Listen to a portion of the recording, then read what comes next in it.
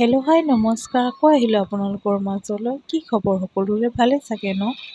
আজিকালি ব্লগ দিবই পৰা নাই, মানে সদায় একেটা ভাত খোৱা শাক খুৱাই দিবলৈ বেয়া যে, সেইকাৰণে বোলো আজি আমাৰ ঘৰত আই সকাম পাতিছিলে, সেইকাৰণে ভাবিলোঁ আই সকাম কৰা অকণমান দেখাই দিওঁ। কাৰণ যিহেতু অনবৰতে মোবাইলটো লৈ ভিডিঅ' কৰি থাকিবলৈ মোৰ কাৰণে অকণমান প্ৰব্লেম হয়, অকলে যিহেতু কৰিবলগীয়া হয় ন। আৰু সকাম এখন পাতিলে বহুত কামেই থাকে। এয়া চাহ তাহ দি গোপিনীসকল বহিলে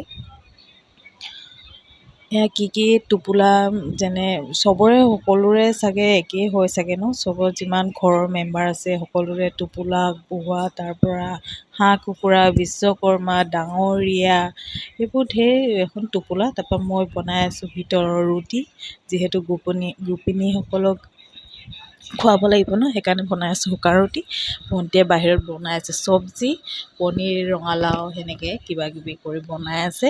তাৰপৰা এয়া বাহিৰত, যিহেতু মই ভিতৰত কাম কৰি আছোঁ, বাহিৰত দেৱৰটোৱে ভিডিঅ' বনাই দিছে, কি বনাইছে নাজানো, সেনেকৈয়ে দি দিছোঁ। এয়া গোপিনী আইসকলে চাকি দিবলৈ যা যোগাৰ চলাই আছে।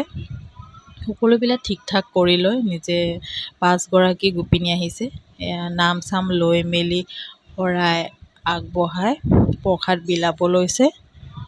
প্ৰসাদ পায়স এইখিনি গোপিনীসকলৰ কাৰণে। আৰু বহুত টাইম হৈ গ'ল ন, পাছবেলা 3টামান বজাত আহিছিলে আৰু তাৰপৰা গধূলি 5টা বাজিলে। তেতিয়া আৰু প্ৰসাদ খাব মন নাযায়, ৰাতি আকৌ ভাত খাব নোৱাৰিম যে। মোৰ এই গৰমত দেখিছে ন, গৰমত অৱস্থা বেয়া হৈ গ'ল আৰু। একো নাই, এদিনৰ কাৰণেহে বনাম ন। সেয়া বনালোঁ। তাৰপৰা আমাৰ কেইজনীৰ কাৰণে কেইটামান ল'লোঁ আৰু, নিয়মটো যিহেতু কৰিব লাগে, লাগিলে আমি পিছদিনাখন ধুনীয়াকৈ খাম, হয়নে? সেইকাৰণে আমি অকণমান ল'লোঁ, নিয়মটো কৰিলোঁ।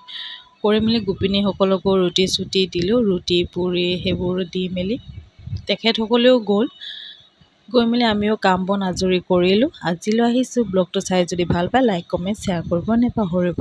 বাই।